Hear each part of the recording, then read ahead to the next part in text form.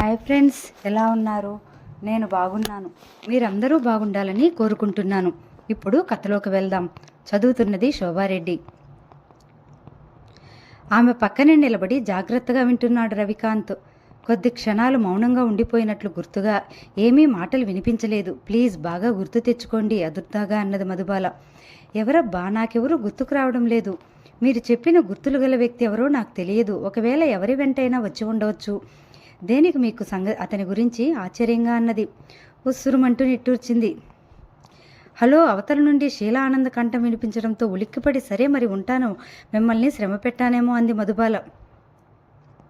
అయ్యో భలేవారే, మీరు కోరిన వ్యక్తి గురించి వివరాలు చెప్పలేకపోయి మిమ్మల్ని డిసప్పాయింట్ చేసి ఉంటాను. సారీ మధుబాల, నిజంగా అతనెవరో నాకు తెలియదు. పైగా ఆ రూపురేఖలు గల వ్యక్తిని ఇందాక పార్టీలో నేను చూడలేదు కూడా నొచ్చుకుంటున్నట్లుగా అంది.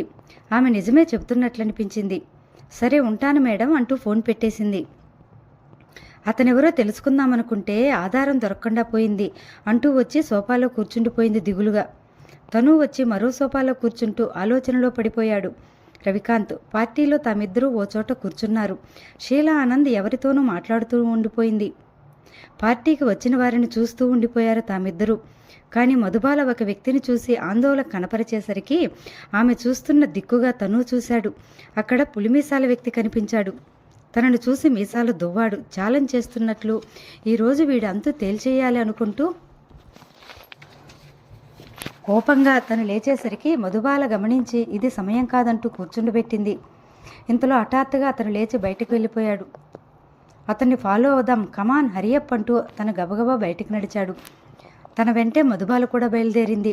అతను అప్పుడే మోటార్ సైకిల్ స్టార్ట్ చేస్తూ కనిపించాడు. కారులో వెంబడించాడు అతన్ని. తమకి ఓ 2 పర్లాంగుల దూరంలో అతను దాటి వెళ్ళిపోవడం, ట్రాఫిక్ సిగ్నల్స్ అడ్డుకునేసరికి తమ కారు ఆగిపోవడం జరిగింది.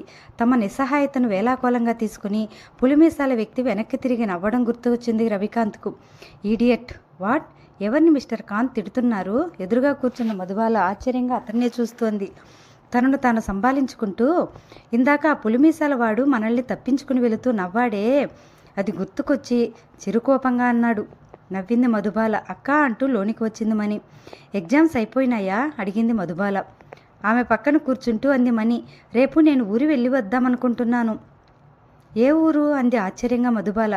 కాకినాడ వెళ్దామని. మణి ముఖం అదోలా ఉండటం గమనించింది. ఎందుకు ఇలా ఉంటున్నది? మునుపటి హుషారు కానీ ఆ ముఖంలో ఉండే కళ కానీ ఏమీ కనిపించలేదే. ఏమైంది? ఏదీ చెప్పదు అని మనసులో విసుక్కుంది. కాకినాడ దేనికి? అక్కడ నా స్నేహితురాలు ఒకటి ఉంది. రేపు ఉదయం దాని పెళ్ళి. రాకపోతే దానికి కోపం వస్తుంది. అందుకని తల ఉంచుకుని ఆగిపోయింది. చెప్పబోయేది మధ్యలో ఆపి. అయితే ఏమంటావు? చిరుకోపంగా అంది మధుబాల. నాన్నతో చెప్తే ఒప్పుకోరు. నీవో ఏదో చెప్పి. ఒంటరిగా వెళ్ళడానికి ఆయన ఇష్టపడరు. ఆయన కోపం తెచ్చిన దానివవుతావు. మధ్యలో నన్ను ఇరుకుని పెడుతున్నావు. నీవు చెప్తే వింటారులే అక్క. ఎలా వెళ్దామని? ట్రైన్కి వెళ్తాను. ఒక్కదానివే? ఆశ్చర్యంగా అంది. నాకేం భయం లేదు, నేను వెళ్ళగలను. మునుపటి అమాయకత్వం కనపడడం లేదు. ఏదో తెలియని మొండితనం ఆమెలో పొడి చూపించింది మధుబాలకు. వెళ్ళక తప్పదా? తప్పదు అన్నట్లు మౌనంగా ఉండిపోయింది. సరే, పెళ్ళి ఎప్పుడు? రేపు ఉదయం 8 గంటలకు. పెళ్ళి అవగానే వెంటనే వచ్చేయి. కారు తీసుకెళ్ళు. కారులో వెళ్ళమంటావా? ఆనందంగా అన్నది. ఈసారి ఆ ముఖంలో ఏదో తెలియని కాంతి. వెళ్ళిరా, మున్షి తోడు ఉంటాడు. ఒక్కదాన్నే ట్రైన్లో ఎలా పంపేది? విసుగ్గా అంది మధుబాల. అలాగే అక్క ఉత్సాహంగా లేచి నిలబడింది. మణి, నేను కూడా వస్తాను అన్నాడు రవికాంత్ హఠాత్తుగా. మీరా? ఇద్దరూ ఒకేసారి ఆశ్చర్యంగా అన్నారు. అవును, కాకినాడలో నాకు కొద్దిగా పని ఉంది. అక్కడికి వెళ్ళాక నీవు పెళ్ళికి వెళ్ళిపో, నేను పని చూసుకుని తర్వాత వచ్చేస్తా. ఒక్కసారిగా నిస్తృత్వగా కూలబడిపోయింది మని. ఇందాకటి ఉత్సాహం ఆమెలో కొరబడింది. అదేమిటి మని, రావడం ఇష్టం లేదా? సరే, నువ్వు వెళ్ళి రావే. ఆమెనే చూస్తోంది మధుబాల. రవికాంత్ కూడా సరే అన్నాడు. అబ్బే అదేం లేదు, నాకేంటి అభ్యంతరం. నేను భుజాల మీద మొయ్యనుగా మిమ్మల్ని. అలాగే వెళ్దాం అంటూ బలవంతంగా నవ్వడానికి ప్రయత్నించింది. మణి ప్రవర్తన చాలా ఆశ్చర్యంగా కనిపించింది మధుబాలకు. ఒకప్పుడు మాస్టారు అంటూ ఉత్సాహంగా కబుర్లు చెప్పే మణేనా ఈ మణి అనిపించింది ఆమెకు. సర్లే నువ్వు వెళ్ళు, నాకు కొద్దిగా వేరే పని ఉంది, నేను ఇంకో రోజు వెళతాను చిన్నగా నవ్వుతూ అన్నాడు రవికాంత్. మౌనంగా వెళ్ళిపోయింది మణి అక్కడి నుండి. చూశారా, దాని ప్రవర్తనలో ఏదో మార్పు కనపడుతున్నది అన్నది మధుబాల అతన్నే చూస్తూ. అతను చిన్నగా నవ్వాడు సమాధానం ఇవ్వకుండా. అర్ధరాత్రి 12 గంటల సమయం. ఆ 3 అంతస్తుల భవనం నిశ్శబ్దంగా ఉంది. అంతా చీకటి. బయట గేటు దగ్గర గుర్కా కునికిపాట్లు పడుతున్నాడు. లోపల ఎక్కడో బెడ్లైట్ కాంతి మాత్రం సన్నగా పడుతూ ఉన్నది. రోడ్డు మీద దూరంగా ఏదో మోటార్ ఇంజన్ శబ్దం ఉండుండి వినిపిస్తున్నది. ఆకాశంలో చంద్రుడు సగం మాత్రం ఉన్నాడు. వెన్నెల కాంతి భూమి మీద సన్నగా ప్రసరిస్తున్నది. ఈదురుగాలి విసిరిసిరి కొడుతున్నది. తన గదిలో పడుకుని ఉన్న మధుబాల చుటుక్కను లేచి కూర్చుంది. ఆమె అంత హఠాత్తుగా లేచి కూర్చోవడానికి కారణం ఉంది. ఏమిటి? తనేదో శబ్దం విన్నది. ఏమిటి అలికిడి? చెవులు ఓరగా ఉంచి చాలా శ్రద్ధగా ఆలకించసాగింది. అంతే, ఆమె ఒళ్ళు భయంతో గరపడిచింది. ఎవరిదో పాదాల చప్పుడు, మెట్లెక్కుతున్న శబ్దం. ఆశ్చర్యం, ఈ ఇంట్లో బూట్లు వాడే వ్యక్తి ఎవరు?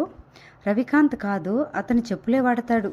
మేనేజర్ బాబాయివి ఆకు చెప్పులు. మరి ఆ బూట్ల శబ్దం? టక్ టక్ టక్. మెల్లగా లేచి నిలబడింది మధుబాల. వెంటిలేటర్కు ఉన్న కర్టెన్ తొలగించి చూసింది. అంతా చీకటి. క్రింద హాల్లో ఉన్న బెడ్లైట్ కాంతి మెట్ల మీద సన్నగా పడుతున్నది. ఎవరో వ్యక్తి చాలా తాపీగా మెట్లెక్కుతున్నాడు. అదిరిపడింది ఆ ఆకారాన్ని చూసి. లాంగ్ కోట్ను ధరించి ఉన్నాడతను. నెత్తిన హ్యాట్. పైపు నుండి పొగ గుప్పుగుప్పును వదులుతున్నాడు. చేతిలో కర్ర. ముఖం ఏమాత్రం ఆనవాలు పట్టడానికి వీలు లేకుండా హ్యాట్ ముఖం మీదకి లాగబడి ఉంది. ఆకారాన్ని పోల్చనీయకుండా లాంగ్ కోట్ అడ్డుకుంటున్నది. మెట్లెక్కేసి అతను వరండా ముందు నిలబడి ఓసారి అటూ ఇటూ చూసేశాడు. మెల్లగా నడుచుకుంటూ ఆమె గది ముఖద్వారం ముందు నిలబడి 2 సార్లు పొగ గుప్పుగుప్పును వదిలాడు. మధుబాల భయంతో వణికిపోసాగింది. ఈరోజు ఈ వ్యక్తి తనని చంపడానికే వచ్చాడని నిశ్చయించుకుంది. అయినా తను లోపల గడియ వేసుకుంది కనుక తనని ఏమీ చేయలేడని తలచి కొద్దిగా ధైర్యాన్ని తెచ్చుకుని వెంటిలేటర్ గుండా అతన్ని చూడసాగింది. అతన్ని గుర్తుపట్టడానికి కళ్ళు చికిలించి చీకట్లో ఎంత తీక్షణంగా చూసినా ఆమె ప్రయత్నం ఫలించలేదు. కొద్ది క్షణాలు అక్కడే నిలబడి తర్వాత వెనక్కి తిరిగాడు. ఈసారి అతని కాళ్ళు మధుబాల ఉంటున్న గదికి కొద్ది దూరంలో ఉన్న ఆమె తండ్రి గది ముందుకు వెళ్ళి ఆగాయి. అతడు ఆ గది తాళం క్షణంలో తీసి లోనికి అడుగు పెట్టాడు. అతను వెంటనే తలుపులు కూడా మూసుకున్నాయి. ఓ పక్క భయం, మరో పక్క ఆశ్చర్యంతోనూ అలానే చూస్తూ నిశ్చేష్టురాలైన మధుబాల. మిస్టర్ కాంత్, మీతో ఒక ముఖ్యమైన విషయం మాట్లాడాలి. మేనేజింగ్ డైరెక్టర్ సీట్లో కూర్చుని ఫైల్స్ మీద చకచకా సంతకాలు పెడుతోన్నది మధుబాల. చెప్పండి, ఈ ఉద్యోగానికి మీరు వెంటనే రిజైన్ చేయాలి. వాట్? ఆశ్చర్యంగా అన్నాడు ఆమెనే చూస్తూ. ఎస్ మిస్టర్ కాంత్, ఈరోజే మీరు రిజిగ్నేషన్ లెటర్ ఇవ్వండి అతన్నే చూస్తూ అన్నది. తనలో రేగిన ఆశ్చర్యాన్ని అలజడిని క్షణాల్లో నెట్టివేసి, అలాగే మిస్ మధుబాల, వెంటనే పంపిస్తాను చిన్నగా మందహాసం చేస్తూ బయటకు నడిచాడు. ఈసారి ఆశ్చర్యపోవడం ఆమె వంతైంది.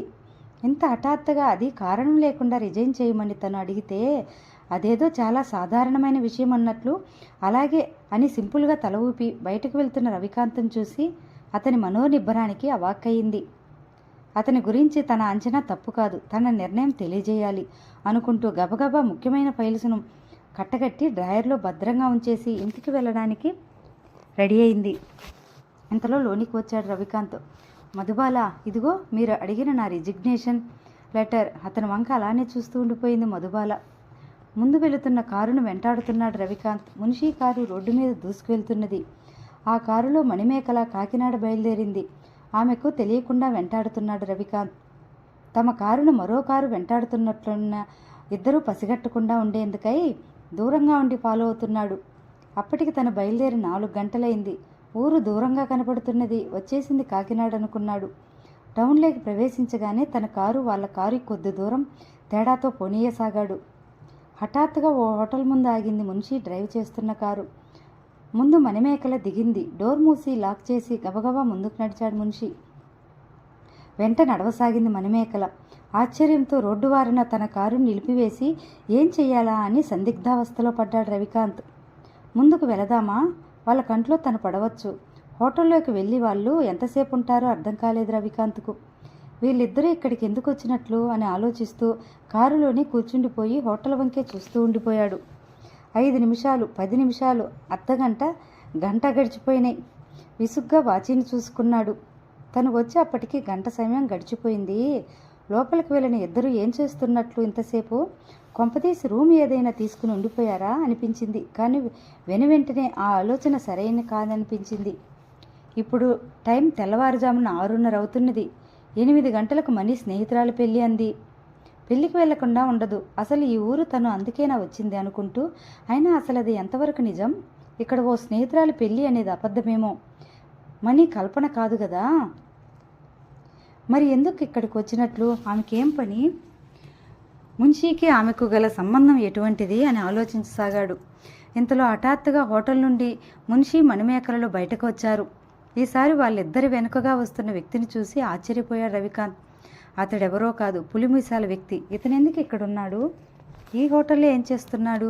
మణిని ఈ ఊరు పిలిపించింది అతను కాదు కదా. వీళ్ళిద్దరి కోసం అతను వెయిట్ చేస్తున్నట్లుగా ఉంది. అతన్ని కలుసుకోవడానికే మణి వచ్చిందన్న సంగతి రూఢి అయింది అతనికి.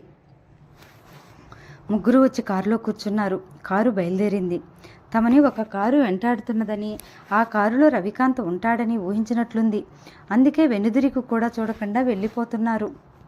ఓ సన్నని ఇరుకైన సందులేకి ముందు కారు వెళ్లడం గమనించి ఆ సందు వరకు వచ్చి చుటుక్కన బ్రేక్ వేసి తన కారును ఆపాడు రవికాంత్. దూరంగా ఓ పాడుబడ్డ పెంకుటింటి ముందు వాళ్ళు ప్రయాణం చేసి వచ్చిన కారు ఆగి ఉండటం గమనించాడు. కొద్దిసేపు ఆ ఇంటి వంకే చూస్తూ ఉండిపోయాడు. ఈసారి తొందరగానే వచ్చారు ముగ్గురు. ఆమె ఆ ఇద్దరితోటి గబగబా ఏదో మాట్లాడింది. మున్షీ చేయి పట్టుకుని అతని వంక కొద్దిసేపు చూస్తూ ఉండిపోయిన మణిని చూసి ఆశ్చర్యపోయాడు రవికాంత్. పులిమీసాల వ్యక్తి వాళ్ళిద్దరినీ ఏదో హెచ్చరించాడు. ముగ్గురు చుటుక్కున కారు ఎక్కారు. ఈసారి కారుని వెనక్కి తిప్పలేదు. అవతల వైపు దారి ఉన్నట్లుంది. చిన్నగా వెళ్ళిపోయింది కారు. వెంటనే తన కారును వాళ్ళు అంతకుముందు ఆపిన ఇంటి ముందు ఆపాడు. కారు దిగి లోనికి నడిచాడు. ఆ పెంకుటిల్లు చాలా దీనావస్థలో ఉంది. చాలా భాగం పెంకులు పైకప్పు మీద నుండి జారి ఓ కుప్పలా అక్కడక్కడా పడి ఉన్నాయి. ఆ ఇంటికి ఉన్న చెక్క తలుపుల నిండా దుమ్ము ధూళి పేరుకుపోయి ఉంది. కానీ ఆ తలుపులు పురాతనమైనప్పటికీ చాలా మందంగా గట్టిగా ఉండటం గమనించాడు రవికాంత్. మెల్లగా నెట్టాడు తలుపులను. తెరుచుకోలేదవి. బలంగా మరోసారి నెడితే గానీ తెరుచుకోలేదు. లోనికి అడుగుపెట్టగానే ముఖం మీద ఓ గబ్బిలం ఎగిరింది. కొద్ది క్షణాలు కరవపడ్డాడు. లోపల సామాను ఏదీ లేదు. శుభ్రంగా పాడుబట్టినట్లుగానే ఉంది. ఇల్లంతా ఓ పెద్ద విరిగిపోయిన బల్ల మధ్యగా పడి ఉంది. 2-3 పాతకాలం నాటి కుర్చీలు ఓ మూలగా పడి ఉన్నాయి. గోడల నిండా బూజు పట్టి అసహ్యకరంగా ఉంది. ఎన్నేళ్ల నుండి పాడుపెట్టి ఉంచారో ఇల్లంతా అనుకుంటూ 4 మూలలా చూడసాగాడు. గోడకు వేలాడుతున్న ఓ పాతకాల ఫోటో ఒకటి అతన్ని ఆకర్షించింది.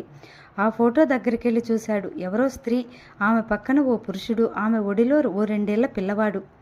చేతికందేంత ఎత్తులో ఉన్న ఆ ఫోటోని చేతుల్లోకి తీసుకున్నాడు. ఆ ఫోటోలోని జంటను చూసి ఆశ్చర్యంతో కళ్ళు పెద్దవి చేసుకుని చూస్తూ ఉండిపోయాడు. ఆ ఫోటోలోని ఆ జంటను పోల్చుకోగలిగాడు రవికాంత్. ఆ కుర్రాడెవడో కూడా ఊహించుకుని అప్రతిభుడయ్యాడు. చాలా పెద్ద కథే ఉంది అనుకున్నాడు మనసులో. ఇంతలో హఠాత్తుగా పెద్ద శబ్దంతో తలుపులు మూసుకున్నాయి. అదిరిపడి తలుపుల దగ్గరికి పరిగెత్తాడు. ఎవరో తనని ఈ గదిలో బంధించాలని ప్రయత్నం చేయడం లేదు కదా అని కంగారు పడుతూ తలుపులు బలంగా లాగాడు. అవి కాస్త టక్కును తెరుచుకున్నాయి. ఓ 10 ఏళ్ల పిల్లవాడు నవ్వుతున్నాడు బయట నిలబడి. ఈడియట్, ఉత్త పోకిరి వెధవలా ఉన్నాడు అనుకుంటూ వాడి నెత్తిన ఒకటేసి తన కారు వద్దకు నడిచాడు. రవికాంత్ ఎదురుగా కూర్చుని ఉంది మధుబాల. మీతో ఒక విషయం మాట్లాడాలి. చెప్పండి అన్నాడు రవికాంత్. మీరు దయచేసి ఏమీ అనుకోకూడదు. ఇలా అదేమా అని ఆశ్చర్యపోనువద్దు. మీరు కాదనరనే నమ్మకంతోనే మిమ్మల్ని ఒక కోరిక కోరుతున్నాను. ఈసారి ఆమె తల వంచుకుని అన్నది. విషయం చెప్పండి మధుబాల, మీకోసం ఏమైనా చేస్తాను. మీరు చెప్పదలుచుకునేది నిస్సంకోచంగా చెప్పండి. మీ మాట ఎన్నటికీ కాదనను. అది ఏమైనా సరే దృఢంగా అన్నాడు. అతని వంక ఓసారి చూసింది. తిరిగి కళ్ళు వాలు చేసుకుంటూ, నన్ను అపార్థం చేసుకోరుగా? నో, మిమ్మల్ని నేను అపార్థం చేసుకోవడమా? అలాంటిది మీరు ఊహలోకి కూడా రానీయకండి. దయచేసి విషయం చెప్పండి ఉత్సుకతతో చూస్తూ అన్నాడు. అయితే ముందు నాకు విషయం చెప్పండి. రిజిగ్నేషన్ ఇవ్వమన్నప్పుడు మీరు నా గురించి ఏమనుకుని ఉంటారో చెప్పండి నవ్వుతూ అందామె. ఏదో కారణం లేనిది మీరు ఇవ్వరు అన్నారు కదా. అతని ముఖం గంభీరంగా ఉంది. ఆ కారణం ఏమిటో తెలుసుకోలేదేం మరి? ఆశ్చర్యంగా అడిగిందామె. నవ్వి మౌనంగా ఉండిపోయాడు. సరే, నేను ఎందుకు ఇవ్వమన్నది ఇంకొద్దిసేపట్లో మీకే అర్థమవుతుంది. ఇంతకీ నా మాట కాదనరన్న విశ్వాసంతో మిమ్మల్ని ఒకటి అర్థిస్తాను. అతన్నే చూస్తూ అందామె. చెప్పండి. మీరు నన్ను వివాహం చేసుకోవాలి. కళ్ళు దించుకుందామె. ఆమె బుగ్గలు సిగ్గుతో నునులేత ఎరుపును పులుముకున్నాయి. అతను చలనం లేనట్లుగా ఉండిపోయాడు కొద్ది క్షణాలు. అభ్యంతరం ఏమైనా? ఈసారి అతని కళ్ళల్లోకి చూస్తూ అంది. మిస్ మధుబాల, మీరేదో పొరపడుతున్నారు. నేనేమిటి? నా స్థితి ఏమిటి? మీరు నన్ను వివాహం చేసుకోవడం ఏమిటి? ఎవరూ హర్షించరు ఈ పెళ్లికి. మీరు లక్షాధికారులు, పైగా ఓ పెద్ద ఇండస్ట్రీకి మేనేజింగ్ డైరెక్టర్ అయి ఉండి నాలాంటి ఓ సాధారణ వ్యక్తిని వివాహం ఆడటం అంటే అతనికి ఇది నిజమేనా, కల కాదు కదా అనుకుంటూ తను మాట్లాడేది అసంపూర్తిగా ఆపాడు. లేదు మిస్టర్ కాంత్, నేను బాగా ఆలోచించే నిశ్చయానికి వచ్చాను. మీకంటే నేను ఏ విధంగా గొప్పదాన్ని కాదు. పైగా నాకు వరసైన వారే కదా. ఈ మాట అంటున్నప్పుడు సిగ్గుతో కళ్ళు దించుకుని తర్వాత అంది, కాకపోతే స్థితిమంతురాలని, అది ఒక్కటే తేడా. నాకు అలాంటి తేడాలు లేవు. పైగా నేను నాకు తెలియని ఏదో ప్రమాదంలో చిక్కుకుని ఉన్నాను. ఈ నా ఆస్తి కోసం ఎవరో కుట్ర పన్నుతున్నారు. నన్ను అడ్డు తొలగించుకోవాలని ప్రయత్నిస్తున్నారు. అందుకే నాకు రక్షణ కావాలి. నా వాడుంటూ నాకు వ్యక్తి కావాలి. అందుకు సమర్థుడైన వ్యక్తినే కోరుకున్నాను. నాకు వివాహం జరిగితే ఈ ఆస్తికి మీరు వారసులవుతారు. నన్ను అడ్డు తొలగించితే ఈ ఆస్తి దక్కుతుందనుకున్న వారికి వారి ప్రయత్నం విఫలమవుతుంది. ముఖ్యంగా మీరు నన్ను రక్షించుకోగలరని నా ఆత్మవిశ్వాసం. అతని వంకే చూస్తూ అతని సమాధానం కోసం ఆందోళనగా ఎదురు చూడసాగింది. ఆమె చెప్పింది వింటూ ఆశ్చర్యంగా ఉండిపోయాడు రవికాంత్. మధుబాల, మరోసారి ఆలోచించండి. మీరు తొందరపడుతున్నారేమో. ఆవేశంతో తీసుకున్న నిర్ణయం కాదు కదా అనిపిస్తున్నది. నాకంటే సమర్థుడైన వ్యక్తి మీకు దొరకవచ్చు. మిస్టర్ కాంత్, ప్లీజ్, మీకు ఏదైనా అభ్యంతరం ఉంటే చెప్పండి. నన్ను చేసుకోవడం మీకు ఇష్టం లేకపోతే చెప్పండి. అంతేగాని బాధగా తలదించుకుని అన్నదామె. అతను సంతోషంతో ఒప్పుకుంటాడనుకుని. కానీ అతనిలా నోనో మధుబాల, ప్లీజ్ నన్ను అపార్థం చేసుకోవద్దు. మరోసారి ఆలోచించుకోమంటున్నాను. ఇక నేను ఆలోచించవలసింది ఏం లేదు. మీ నిర్ణయం ఏమిటో చెప్పండి. అతని కళ్ళల్లోకి చూడలేక తలదించుకుంటూ అంది. వనిత తనంతట తానే వలచిన అన్నది గుర్తుకొచ్చి ఆమె కోపంగానూ ఉన్నది. మీ ఇష్టం, నాకేం అభ్యంతరం లేదు. మీలాంటి అందగత్తె, చదువుకున్నది, గుణవంతురాలైనటువంటి అమ్మాయి నన్ను చేసుకుంటానంటే అదృష్టంగా భావిస్తాను. కానీ తృణీకరించగలనా? ఆమె కళ్ళల్లోకి చూస్తూ చిలిపిగా నవ్వాడు. సంతోషంతో పొంగిపోతూ, thank you very much mister Khan. Now I am very happy అంటూ ఆనందంగా అతని చేతిని తన చేతుల్లోకి తీసుకుంది. నేను కలలో కూడా ఊహించని జరుగుతున్నది కాబట్టి ఐఆమ్ వెరీ లక్కీ అంటూ ఆరాధనగా చూస్తూ మెల్లగా ఆమె చేతులు నొక్కాడు. థ్యాంక్ యూ కాంత్, ఇక నేను నిశ్చింతగా ఉండగలను. ఆమె దీర్ఘంగా నిట్టూర్చింది. ఓసారి మునిస్వామి గారికి ఈ విషయం చెప్తారా?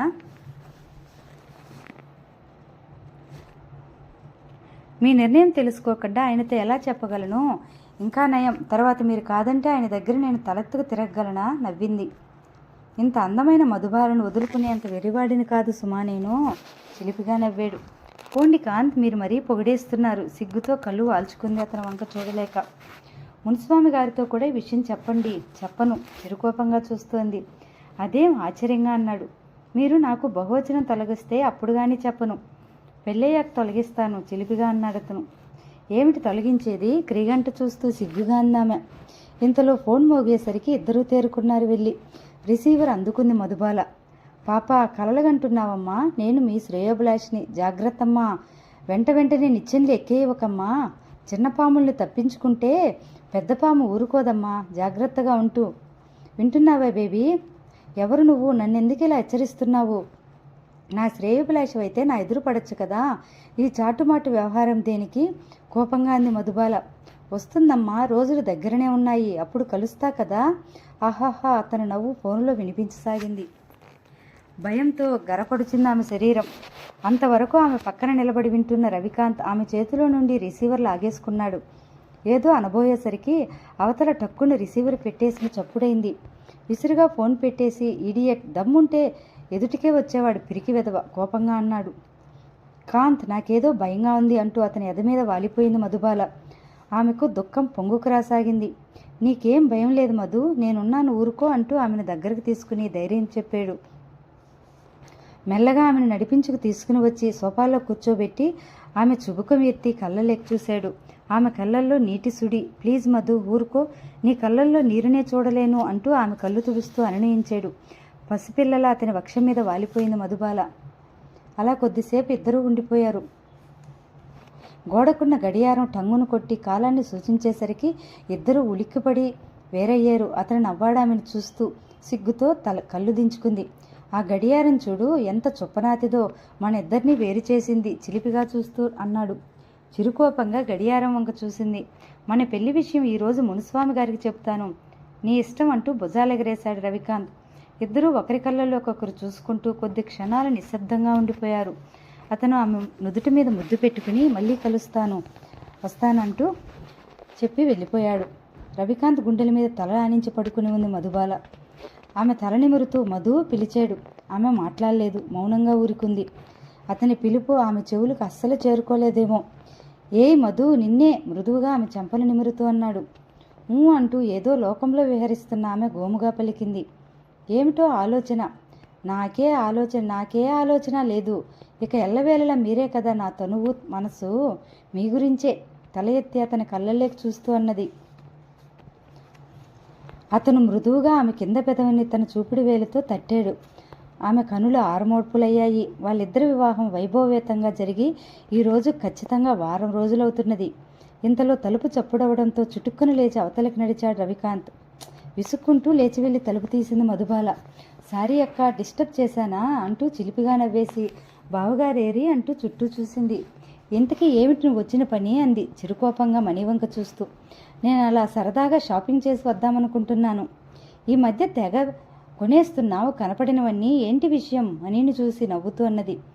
నేనా బాబోయ్, నేను కొనే వస్తువులు చాలా తక్కువ. నాన్న అరుస్తారని, కానీ లేకుంటే నా ఫ్రెండ్స్ ఎన్నెన్ని కొనుక్కుంటారో తెలుసా? బొంగమూతి పెట్టేస్తోంది మని. పర్వాలేదు, తిరిగి ఈ మధ్య ఉత్సాహంగా ఉంటున్నది.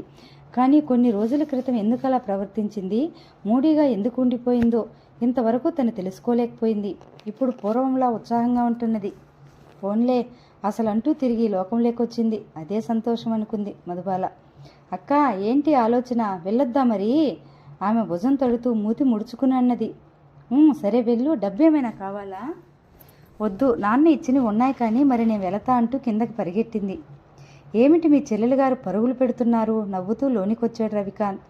షాపింగ్కి వెళతానని వచ్చింది. ఏమన్నావు? వెళ్ళమన్నాను. కొద్ది క్షణాలు మౌనంగా ఉండిపోయిన రవికాంత్ హఠాత్తుగా అన్నాడు. నిన్నలా అడిగిందంటే కారు తీసుకెళ్లడానికే పర్మిషన్ ఇమ్మనేగా? అది కూడాను. మధుబాల నవ్వింది. వేగంగా కదిలాడు రవికాంత్. ఓ ర్యాక్లో ఉన్న తన సూట్ కేసులో నుంచి ఓ చిన్న ప్యాకెట్ బయటికి తీశాడు. ఏమిటది? ఆశ్చర్యంగా అంది మధుబాల. చెబుతాను అంటూ ఆ వస్తువుని జేబులో పెట్టేసుకుని గబగబా మెట్లు దిగి కిందకి వెళ్ళిపోయాడు. కిందకి వచ్చి చుట్టూ చూశాడు. మణి లోపల తన గదిలో డ్రెస్ చేసుకోవడం గమనించాడు. వడివడిగా బయటకు వచ్చాడు. కారు పోర్టికేలోనే ఉంది. మధు ఆర్చిలా అలంకరించబడి ఉన్న పూల మొక్కలకు నీళ్లు పెడుతున్నాడు నౌకరు బలరాం. అతనితో కబుర్లు చెబుతున్నాడు మున్షి. చుట్టుక్కన కారు వద్దకు పరిగెత్తుతున్నట్లు నడిచాడు రవికాంత్. వాళ్ళిద్దరూ వెనుతిరిగి చూడటం లేదు. లోపల నుండి ఇంకా మణి వస్తున్న ఛాయలు కనబడలేదు. తనతో వచ్చి తెచ్చిన మినీ టేప్ రికార్డర్ను ఆన్ చేసి వెనక డోర్ తెరిచి సీట్ కింద ఉంచి మెల్లిగా డోరు వేసి ఇవతలికి వచ్చాడు. తనని ఎవరూ గమనించకపోవడం చూసి తేలిగ్గా నిట్టూర్చాడు. వెనుదిరిగి లోపలికి నడిచి మధుబాల గదిలోకి వచ్చాడు. ఏం వచ్చేశారు? ఏం చేసి వచ్చారు? ఆశ్చర్యంగా అతన్ని చూస్తోంది. చెప్తాను కానీ మధు, నాకు విషయం చెప్పు. మీ నాన్నగారి వ్యక్తిత్వం ఎలాంటిది? చుట్టుక్కని అడిగాడు ఆమె పక్కన కూర్చుంటూ. అంటే మీ ఉద్దేశం? కనుబొమ్మలు ముడిచి చురుగ్గా చూస్తూ అన్నది. కోపం తెచ్చుకోవద్దు మధు, మీ అమ్మగారి చిన్నతనంలోనే మరణించారు కదూ? అవును. మంచి వయసులో ఉండి కూడా ఈయన ఎందుకు వివాహం చేసుకోలేదు? మా అమ్మ మీద ప్రేమ అలాంటిది. పెద్దయ్యాక ఆయన మాటల వల్ల నేను గ్రహించాను. అమ్మని విపరీతంగా ప్రేమించిన వ్యక్తి ఆయన. తను మరొకరిని వివాహం చేసుకున్న ఆ వచ్చే మారుటి తల్లి నాకు కన్న తల్లి కాదు కదా, సవతి తల్లి. నన్ను సరిగ్గా చూడదని ఆయనకు అనిపించి ఉండవచ్చు. నా గురించి అయినా ఆయన వివాహం చేసుకొనకపోయి ఉండవచ్చు. నీకు అంతవరకే తెలుసు మధు, అదోలా నవ్వుతూ అన్నాడు రవికాంత్. అంటే? ఆశ్చర్యంగా అంది. త్వరలోనే తెలుస్తుంది. మీరు చెబుతున్నది నాకు సరిగ్గా అర్థం కావడం లేదు, ఆందోళనగా అన్నది మధు.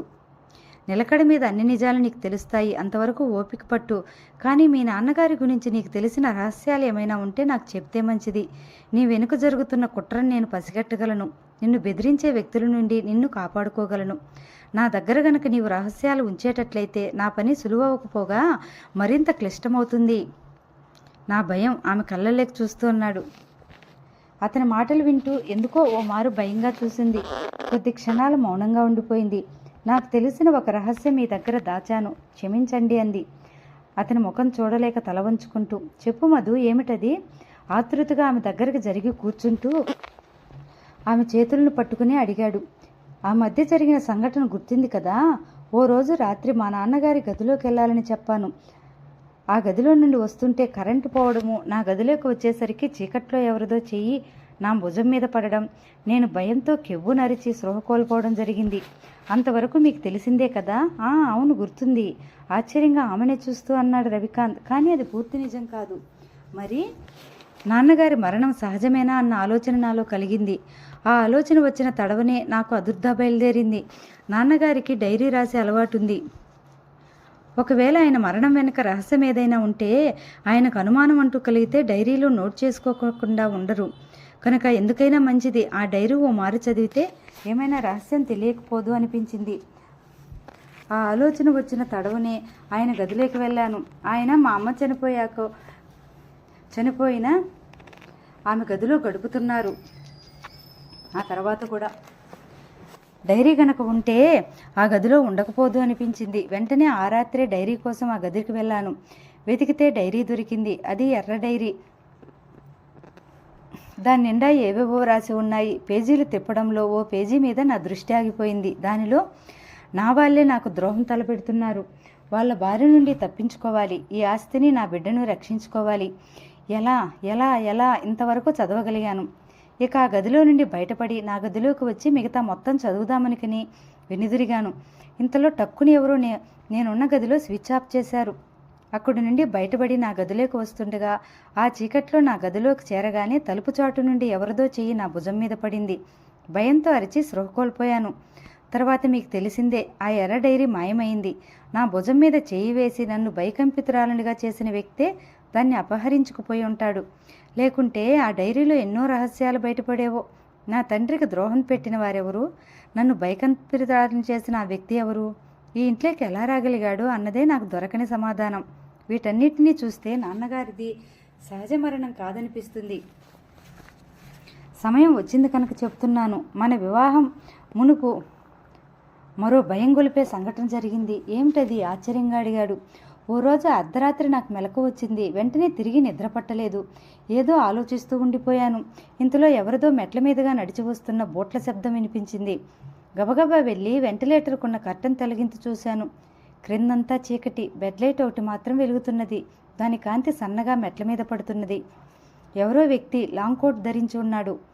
ముఖం కనపడలేదు. పైగా తల మీద ఉన్న హ్యాట్ ముఖం మీదకి లాక్కుని ఉన్నట్టుంది. పైగా చీకటి. గుర్తుపట్టలేకపోయాను. గుప్పు గుప్పుమని పొగ వదులుతూ మేడపైకొచ్చాడు. నా గది తలుపు ముందు కొద్దిసేపు తచ్చాడి తర్వాత నాన్నగారి గది తలుపులు తీసుకుని లోపలికెళ్ళాడు. వెంటనే ఆ తలుపులు మూసుకున్నాయి.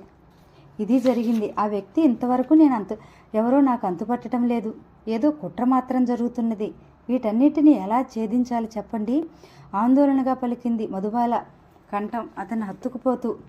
ఆమె చెప్పింది ఆశ్చర్యంగా విని తనలో తాను ఓ మారు తల ఆడించి ఆమెను దగ్గరకు తీసుకుని ఆమె నుదుటి మీద ముద్దు పెట్టి నిశ్శబ్దంగా బయటికి వెళ్ళిపోయాడు. అమ్మా అన్న పిలుపుతో ఉలిక్కిపడి తల తిప్పింది. ఎదురుగా మేనేజర్. రండి బాబాయ్, కూర్చోండి. ఏమ్మా అదోలా ఉన్నావు? ప్రశ్నించాడు. కొద్ది క్షణాల మౌనం తర్వాత ఆయన అన్నారు. అమ్మా, నన్ను అన్యదా భావించవనే నమ్మకంతో ఒక మాట అడుగుతాను, చెప్తావు కదూ? చెప్పండి బాబాయ్. మీరు అడగటం నేను చెప్పకపోవడమునా? నన్ను పరాయివాడలా చూస్తున్నావు కదూ తల్లి. ఆయన కంఠం అంటున్నప్పుడు సన్నగా వణికింది. బాబాయ్, ఆశ్చర్యంగా అన్నది మధుబాల. ఆయన ఎందుకలా అంటున్నాడో ఆమెకు అర్థం కావలేదు. లేకుంటే మరి నా దగ్గర అన్ని రహస్యాలు ఎందుకమ్మా దాచిపెట్టావు? ఈసారి ఆయన గొంతు నిష్ఠూరంగా పలికింది.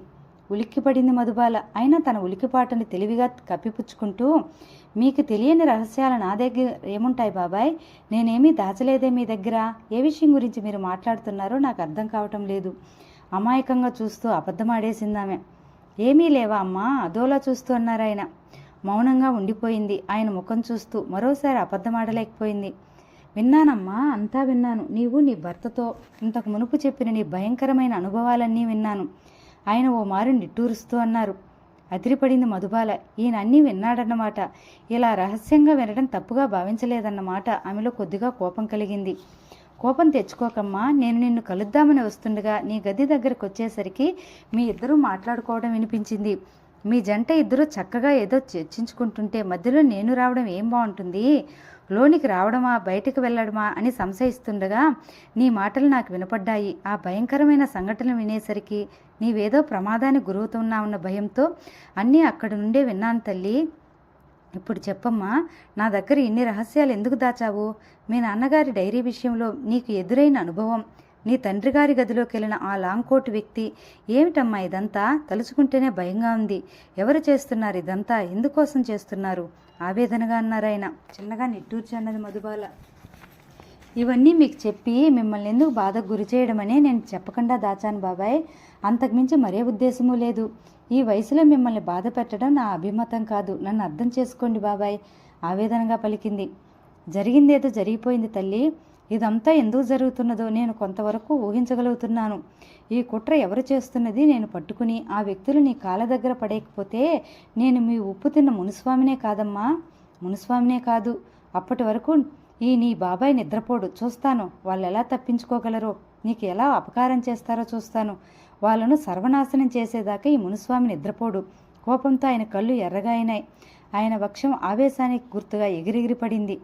కళ్ళకున్న జోడును చుటుక్కుని తీసేసి ముందుకు వంగుతూ మధుబాలతో అన్నాడు. ఏమ్మా, ఇందాక నీ భర్తతో మాట్లాడేటప్పుడన్నావు ఎవరో మొదటి నుండి కుట్రను సాగిస్తున్నారు.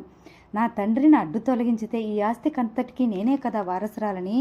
మరి నన్ను కూడా అడ్డు తొలగించుకుంటే ఈ ఆస్తి సంక్రమించడానికి వారసులు ఎవరున్నారు? మరి నా మీద కుట్ర పంతున్నది ఎవరు అన్నావు కదూ తల్లి. ఆయన కళ్ళు చురుగ్గా చూస్తున్నాయి. అవును బాబాయ్, ఎవరున్నారు? ఎవరూ లేరే. నాకు తెలిసినంతవరకు నాకు అన్నదమ్ములు అక్క చెల్లెళ్ళు మరెవరూ లేరు కదా. ఆశ్చర్యంగా అంది. ఎంత అమాయకురాలు అమ్మా. నీ తోడబుట్టిన వాళ్ళు ఎవరూ లేకపోతేనే ఇంకా దగ్గరగా ఉన్న దయాదులు ఎవరైనా ఈ ఆస్తి సంక్రమిస్తుందమ్మా. వెతికి చూడు. నీ దగ్గర బంధువులు ఎవరూ లేరా? నవ్వుతూ అన్నారాయన. కొద్ది క్షణాల ఆలోచనలో పడ్డది. కాస్త హఠాత్తుగా అదిరిపడినట్లు చూసింది. రవికాంత్, అతని తల్లి నీ దగ్గర బంధువులు కదా తల్లి. నీ తదనంతరం వాళ్ళకి చెందకూడదా? ఆయన మాటలకు అదిరిపడ్డ మధుబాల. నో, వాళ్ళు అలాంటి వాళ్ళు కాదు, ఆవేశంగా అంది. చచ్చా, నేను అలా అన్నానా తల్లి? ఎవరూ లేరు కదా అని నీ అనుమానం వ్యక్తం చేశావు. కానీ నేను ఉన్నారు కదమ్మా అని చెప్పాను. అంతేగాని వాళ్ళు నీ మీద కుట్ర పన్నారని నేను అనగలనా తల్లి? ఆయన వంక భయంగా చూసింది మధుబాల.